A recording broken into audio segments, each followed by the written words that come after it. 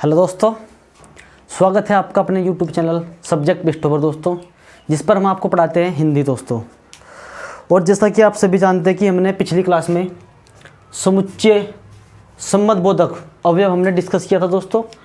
और संबंधबोधक के बाद फिर हमने जो हमारी इससे पिछली वीडियो थी दोस्तों, उसमें मैंने अपना क्या किया था, समुच्चय बोधक अवयव दोस्तों। उसमें समुच्चय बोधक के दो भाग थे। दो भाग जो था समानाधिकरण और वैयाधिकरण।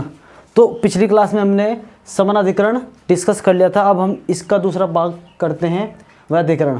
समुच्चय बोधक का दूसरा भाग दोस्तों क्या है, वैयाधिकरण। और इसी को हम डिस्कस करते हैं इस क्लास के अंदर, ठीक है दोस्तों। तो दोस्तों सबसे पहले हम देखते हैं कि वैयाधिकरण क्या होता है। वैयाधिकरण जैसे कि यहाँ पे मेंशन है कि जिन अवयवों से एक प्रधान वाक्य में एक या एक से अधिक जिस प्रधान वाक्यों में एक या एक से अधिक शब्द या वाक्यों को एक या एक से अधिक शब्द या वाक्यों को जोड़ा जाता है, उसी को हम क्या कहते हैं, वैयाधिकरण अवयव। एक बार और सुनेंगे दोस्तों, जिन अवयवों के द्वारा किसी प्रधान वाक्य में एक या एक से अधिक आश्रित वाक्य जोड़े जाते हैं, उन्हीं को हम क्या कहते हैं दोस्तों, वैयाधिकरण अवयव। और इसके चार भाग होते हैं या इसके चार भेद होते हैं। वैयाधिकरण के कितने भेद होते हैं दोस्तों, चार। नंबर 1 दोस्तों कारणवाचक, नंबर 2 उद्देश्यवाचक, नंबर 3 हमारा संकेतवाचक, और नंबर 4 है दोस्तों हमारा क्या है, स्वरूपवाचक। तो हम एक एक करके इनको डिस्कस करते हैं। कारणवाचक हम देखते हैं दोस्तों। सबसे पहले तो हम इनकी डेफिनेशन देखेंगे, फिर आप इनको इस प्रकार समझना जिस प्रकार मैं आपको बताऊंगा दोस्तों, ठीक है। देखो, कारणवाचक इन अवयवों से आरंभ वाक्य पहले वाक्य का समर्थन करते हैं, जैसे कि, जो, ताकि, इसलिए आदि। इन्होंने कहा है कि जो वाक्य इन अवयवों से आरंभ होते हैं तो वे वाक्य पहले वाक्य का समर्थन करते हैं दोस्तों। अब हम देखेंगे फॉर एग्जाम्पल। इन्होंने कहा कि, जो, ताकि, इसलिए, ये सारे क्या है दोस्तों, ये कारणवाचक अवयव है। अब हम इसके एग्जाम्पल को देखते हैं। जैसे इसमें कहा है कि इस नाटक का अनुवाद मैं नहीं कर सकता।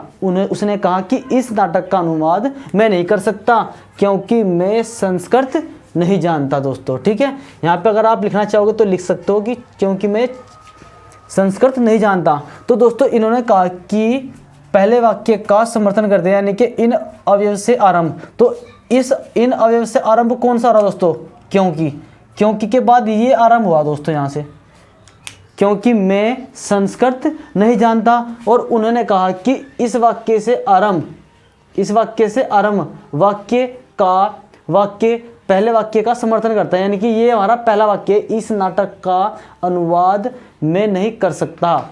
तो यानी कि इस वाक्य का जो समर्थन कर रहा है दोस्तों, ये वाला वाक्य कर रहा है, पहले वाला वाक्य। क्योंकि ये वाला वाक्य क्योंकि से स्टार्ट हो रहा है, तो आप इसको इस प्रकार भी देख सकते हैं। यदि मैं आपको कहना चाहूँ, मैं आपको बताता हूँ, इसने कहा कारणवाचक, तो हम इसको इस प्रकार पढ़ेंगे। आपको इसकी डेफिनेशन पर भी जाने की आवश्यकता नहीं दोस्तों। कारणवाचक जिसमें किसी कारण का बोध होता हो, उसे हम कारणवाचक कह सकते हैं दोस्तों। जैसे इस नाटक का अनुवाद मैं नहीं कर सकता, यानी कि मैं किसी को बता रहा हूं या बोल रहा हूं कि मैं इस नाटक का अनुवाद नहीं कर सकता। अब जिसको मैं बता रहा हूं वो मुझे बोलने लगा कि क्यों, क्या कारण है भाई, तू इस नाटक का अनुवाद क्यों नहीं कर सकता। उसने कहा क्यों, क्या कारण है। तो दोस्तों हमें मतलब दूसरे के लफ्जों पे जाना है, ठीक है। उसने कहा कि क्यों, क्या कारण है कि तू इस नाटक का अनुवाद नहीं कर सकता। मैंने कहा क्योंकि मैं संस्कृत नहीं जानता।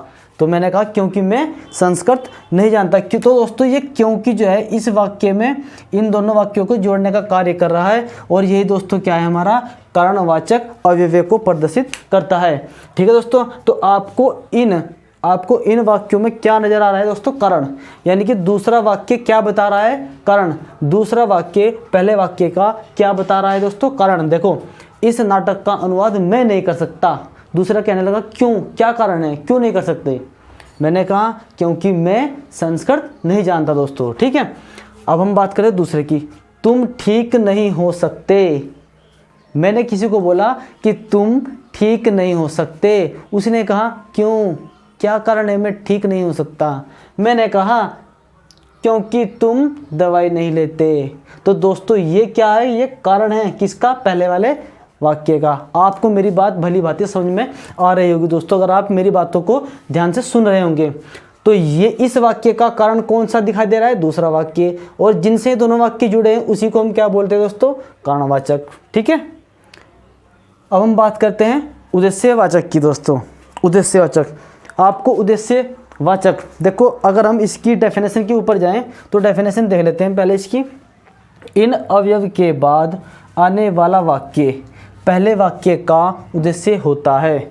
इन अवयव के बाद आने वाले वाक्य पहले वाक्य का उद्देश्य होता है, जैसे कि ताकि, इसलिए, कि आदि।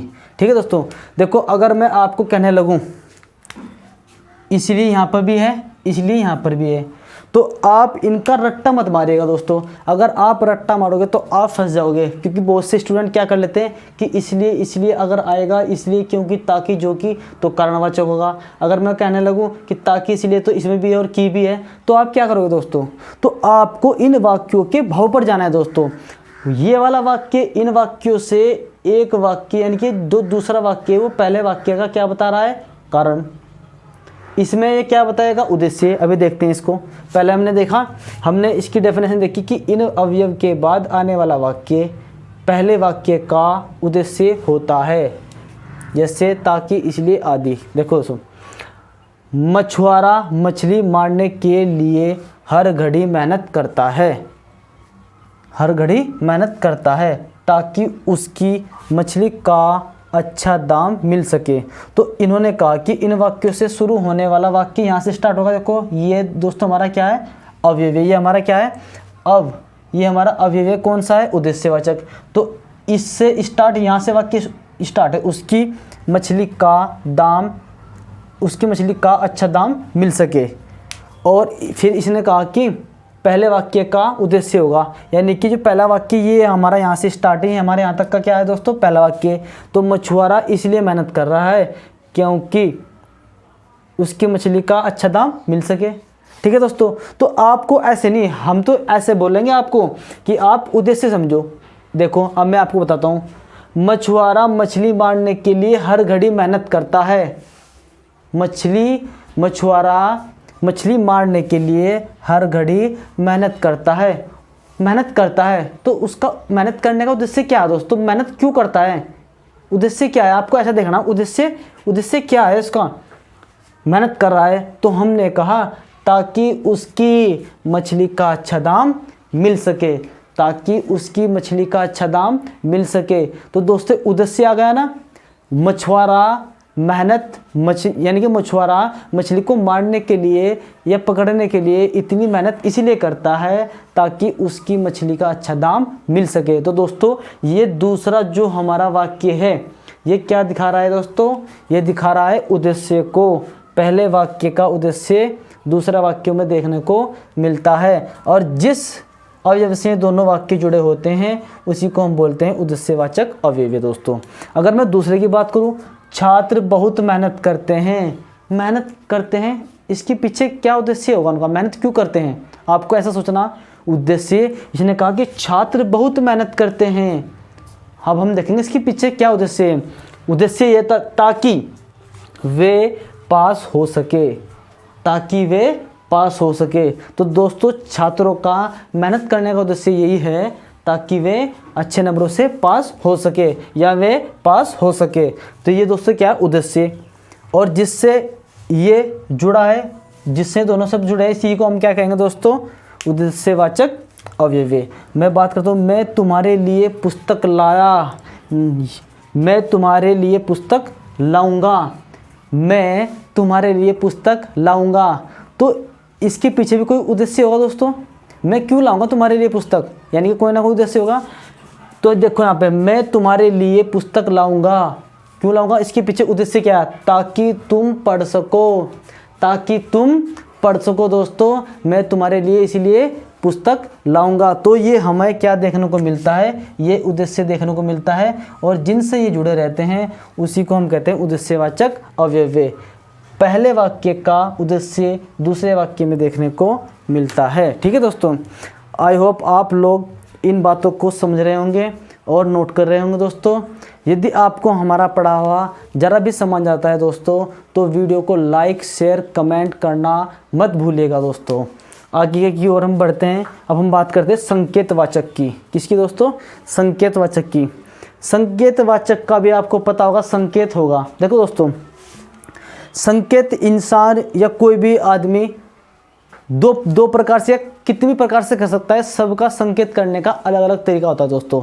एक संकेत तो वो होता है दोस्तों जो बोलने के साथ साथ हाथों का या अपनी बॉडी लैंग्वेज का भी इस्तेमाल किया जाता है। जैसे मैं कहने लगूं किसी बच्चे को, हेलो सुनो, वह कुर्सी उठाकर लाओ, तो मैं क्या कर रहा हूँ, मैं बोलने के साथ साथ में अपनी फिजिकल या अपनी बॉडी का भी, अपनी बॉडी लैंग्वेज का भी इस्तेमाल कर रहा हूँ। मैं किसी को बोलने लगूँ अरे इधर आओ, तो मैं क्या कर रहा हूँ, मैं उसको संकेत दे रहा हूँ कि तुम इधर आओ, अपनी बोल के साथ साथ अपनी बॉडी लैंग्वेज का भी दोस्तों। ठीक है नहीं, पर कुछ संकेत ऐसे होते हैं जिनको हम सिर्फ और सिर्फ अपने बोल के द्वारा दूसरों को बता सकते हैं, संकेत करके, ना कि अपनी बॉडी का लैंग्वेज करते हैं दोस्तों। यानी कि ना कि हमें अपनी बॉडी का इस्तेमाल ना करके दोस्तों। यानी कि बातों ही बातों में किसी को इशारा या संकेत करना ही एक अलग प्रकार का इशारा होता है, और हम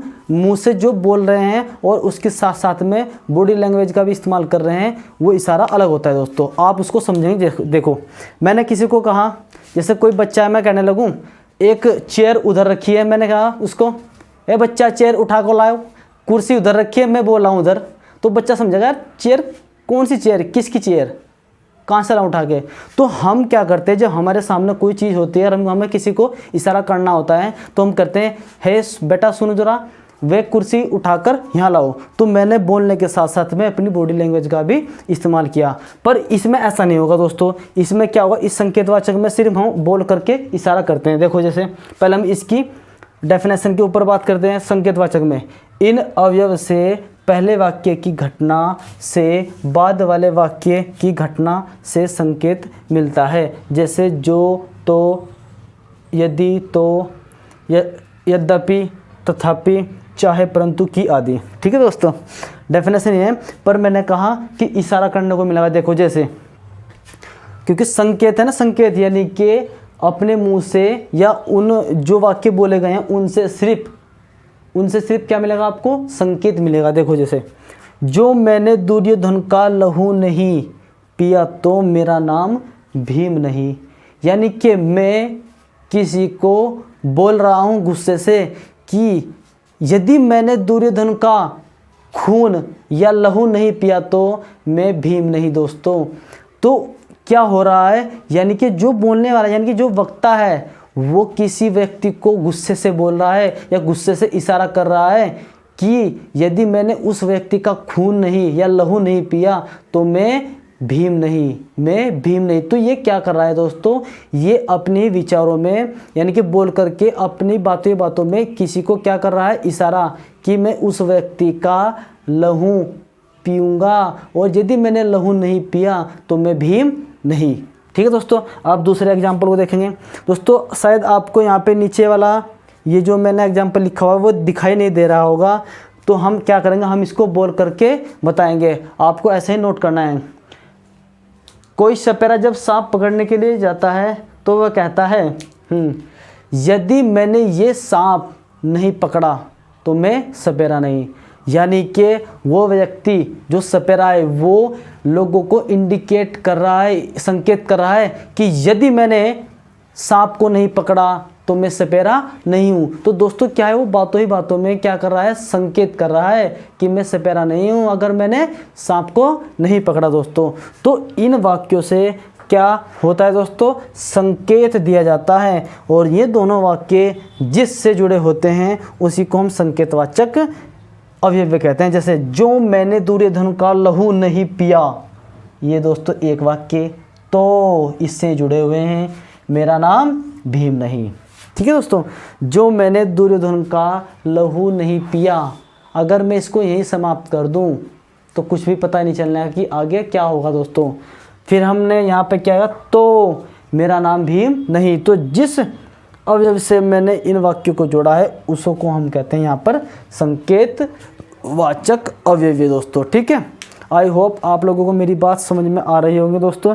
इसी प्रकार दूसरे में लिखा है, यदि मैंने सांप को नहीं पकड़ा, पहला वाक्य। फिर दूसरा, तो मैं सपेरा नहीं। तो जो दोस्तों ये तो है, इसमें ये क्या कर रहा है, इन दोनों वाक्यों को जोड़ने का कार्य कर रहा है।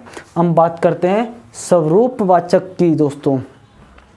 स्वरूप वाचक में क्या होता है दोस्तों, स्वरूप वाचक, पहले हम इसकी डेफिनेशन को देखेंगे दोस्तों। ज़रा मैं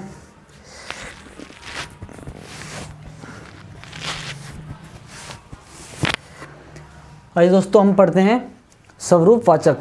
हमने इसकी डेफिनेशन देखनी है। सबसे पहले, इन अवयव से जुड़े शब्दों या वाक्यों में से पहले शब्द या वाक्य का स्पष्टीकरण पिछले वाक्य या शब्द से देखा जाता है, जैसे कि अर्थात, मानो, जो, यानी आदि। ये क्या है, ये स्वरूप वाचक अवयव को प्रदर्शित करते हैं दोस्तों। इसने कहा कि इन अवयव से जुड़ने वाले शब्दों या वाक्यों में से पहले शब्द या वाक्य का स्पष्टीकरण पिछले वाक्य से देखा जाता है। पहले वाक्य का स्पष्टीकरण दोस्तों पिछले वाक्य से देखा जाएगा। जैसे हम देखते हैं, श्री सुखदेव मुनि बोले कि महाराज अब आगे की कथा सुनिए। श्री सुखदेव मुनि बोले कि महाराज, देखो पहला वाक्य कौन सा दोस्तों, यहाँ से श्री सुखदेव मुनि बोले, पहला वाक्य यहाँ तक का क्या बोले, कि महाराज अब आगे की कथा सुनिए, कि महाराज अब आगे की कथा सुनिए। यदि मैं आपको बोलूं कि इस इतने वाक्य से आपको क्या प्रदर्शित हो रहा है दोस्तों, कुछ नहीं। क्या, श्री सुखदेव मुनि बोले, क्या बोले, कोई पता नहीं चल रहा है दोस्तों। तो जैसे ही हमने दूसरा वाक्य यानी कि पिछले वाला वाक्य क्या करता है, इसका स्पष्टीकरण करेगा कि क्या दोस्तों, यहाँ पे स्वरूप वाचक अवयव, कि महाराज अब आगे की कथा तो सुनिए। ठीक है दोस्तों, तो ये दूसरा वाक्य क्या कर रहा है, पहले वाले वाक्य का स्पष्टीकरण कर रहा है, जो कि हमने वहाँ पे बताया। तो आप कह सकते हैं कि इस स्वरूप वाचक अवयव में पहले वाक्य का स्पष्टीकरण दूसरे वाक्य करता है। ठीक है दोस्तों, जैसे मेरे मन में आता है, अब मैं क्या बोलूँ, अगर मैं इस वाक्य को यहीं पे रोक दूँ कि मेरे मन में आता है, कुछ नहीं पता क्या आता है दोस्तों। अब आगे देखते हैं इस स्पष्टीकरण में, कि इससे मैं कुछ पूछूं, मेरे मन में आता है कि इससे मैं कुछ पूछूं। दोस्तों इंप्रेशन करते हैं ना, तो सब बहुत से इंसान कहते हैं कि यार मेरे मन में कुछ आता है, क्या आता है कोई पता नहीं। अब आगे स्पष्टीकरण कर रहा है कि इससे मैं कुछ पूछूं। तो ये जो की है दोस्तों, ये इन दोनों वाक्यों को जोड़ने का कार्य कर रहा है, और इसी को हम यहाँ पर बोलेंगे स्वरूप वाचक वाक्य या स्वरूप वाचक अवयव। तीसरा, सोहन ने कहा, क्या कहा सोहन ने, कोई अता पता नहीं है दोस्तों। सोहन ने कहा, कोई अता पता नहीं है। अब इसका स्पष्टीकरण करेगा कि मैं कल आगरा जाऊंगा, सोहन ने ये कहा। तो दोस्तों ये दूसरा वाक्य क्या कर रहा है, स्पष्टीकरण कर रहा है पहले वाक्य का, और ये जो की है यही हमारा क्या है, स्वरूप वाचक अवयव दोस्तों।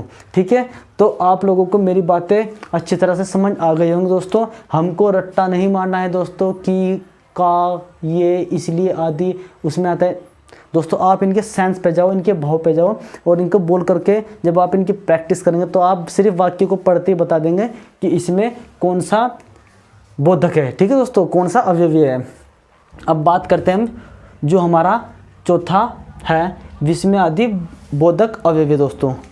हमने अविकारी के अंदर 4 भाग थे हमारे दोस्तों, क्रिया विशेषण, संबंध बोधक अवयव, समुच्चय बोधक अवयव, और एक है हमारा विस्मय आदि बोधक अवयव दोस्तों। ठीक है, इसी प्रकार हमने वहाँ पर पढ़े थे पहले, कहाँ पर दोस्तों, विकारी के अंदर संज्ञा, सर्वनाम, क्रिया और विशेषण। तो दोस्तों आज हम ये पढ़ते हैं विस्मय आदि बोधक अवयव। अब हम इसको डिस्कस करते हैं।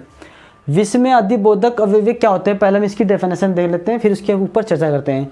जिन अवयवों से बोले या लिखने पर, जिन अवयव या अविकारी को बोलने या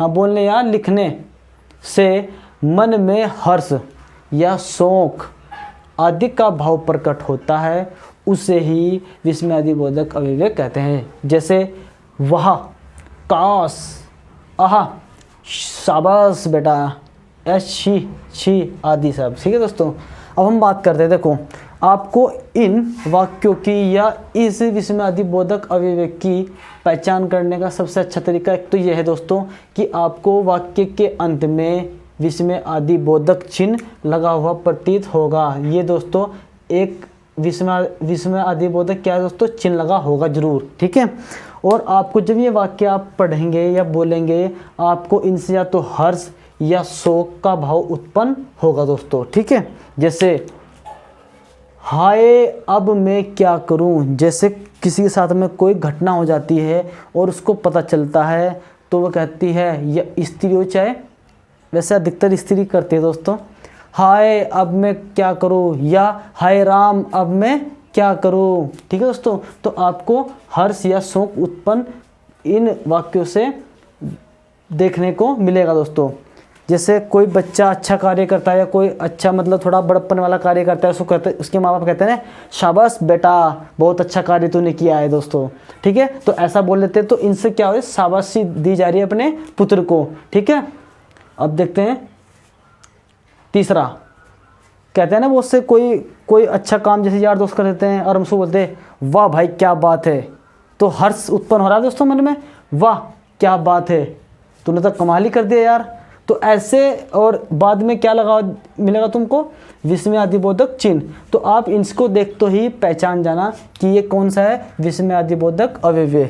तो दोस्तों हाय, वाह क्या बात है, शाबाश, ये आपको विस्मय आदि बोधक अवयव का पहचान कराते हैं और आपको वाक्य को पढ़ते या देखते पहचान लेना है। अगर पीछे लगा है विस्मय आदि बोधक तो समझ लेना कि विस्मय आदि बोधक अवयव है। ठीक है दोस्तों, काश हम भी जा पाते, जैसे बहुत से घूमने जाते हैं ना, वहाँ पे घूमने के बाद में पिक्चर सेंड करते हैं अपनी फेसबुक या व्हाट्सएप पर, फिर कहते हैं यार काश हम भी वहाँ जा पाते। तो ठीक है दोस्तों, और यहाँ पे बाद में क्या मिलेगा आपको, विस्मय आदि बोधक चिन्ह। ठीक है दोस्तों, अब कुछ चीज़ें मैंने लिखी कि शोक बोधक, शोक बोधक जो शब्द है में क्या, आहा, उहु, आए, बाप रे बाप, हे राम, या खुदा, इतना जुर्म मत कर। तो ऐसे सब दोस्तों शोक बोधक, जिनसे शोक प्रदर्शित होता है। आश्चर्य बोधक शब्द कौन से होते हैं, वाह, एह, ओहो, अरे आदि। तो ये क्या है दोस्तों हमारे, आश्चर्य बोधक। अनुमोदन बोधक, ठीक, वाह, अच्छा, शाबाश आदि। तिरस्कार बोधक, किसी का तिरस्कार करते हैं, छी बहुत गंदा है, हटा, हट, अरे दूर हो आदि। स्वीकार बोधक, जब कोई हमें बड़ा व्यक्ति हमारे घर का कोई काम कहता है और हम उसके हाँ जी ना जी करते हैं। ठीक है दोस्तों, तो वही है स्वीकार बोधक। किसी ने कहा है वो काम कर लेना, हाँ जी, चलो वहाँ चलते हैं, हाँ ठीक है, ऐसे वाक्य, हाँ भाई वहाँ जाना है तुमको, अच्छा जी। तो ऐसे वाक्य क्या शब्द क्या वो करते हैं, स्वीकार बोधक शब्द होते हैं। संबोधन सूचक, अरे, रे, अजी, लो जी, जब कोई वाइफ अपने हस्बैंड के साथ में बोलती हैं अजी सुनते हो, और आपने बहुत दिनों का बहुत फेमस डायलॉग है, अरे सुनते हो रिंकू के पापा, या फिर कहते हैं अजी सुनते हो रिंकू के पापा। और जब कोई कहते हैं कि लो जी, ये जी, तो ये अधिकतर जो है ना स्त्रियाँ इस्तेमाल करते हैं अपने हस्बैंड के लिए। ठीक है दोस्तों, और आई होप आपको मेरी ये क्लास पसंद आए दोस्तों। तो यदि आपको मेरी क्लास पसंद आए दोस्तों तो वीडियो को लाइक शेयर कमेंट करना ना भूलें, और बेल आइकन की घंटी भी दबाए ज़रूर दोस्तों। Thank you.